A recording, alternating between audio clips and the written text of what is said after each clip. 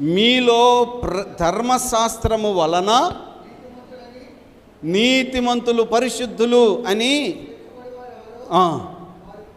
వారు క్రీస్తులో నుండి బొత్తిగా వేరు చేయబడి ఉన్నారు. ఈ మాట చూశారు ఎలా ఉందో? ధర్మశాస్త్రం ప్రకారంగా నేను నీతిమంతుడిని అవుతాను అనుకుని ఎవరైతే అనుకుంటున్నారో వాళ్ళు క్రీస్తులో లేరు.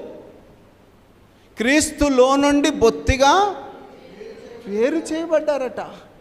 అంటే క్రీస్తులో నుండి నువ్వు వేరైపోయి క్రీస్తు పోలిక ఎలా తీసుకుంటావు? క్రీస్తు స్వరూపం ఎలాగొస్తుంది?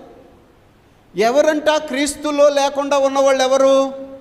ధర్మశాస్త్రంలో ఉన్నవారు. ధర్మశాస్త్ర ప్రకారంగా అంటే దేవుని ఆజ్ఞలు నేను తూచా తప్పక అనుసరించాలి, దేవుని ఆజ్ఞ ప్రకారం జీవించాలి అని అనుకుంటున్నారే. అమ్మ, మీరు ఒక పాయింట్ గుర్తించండి.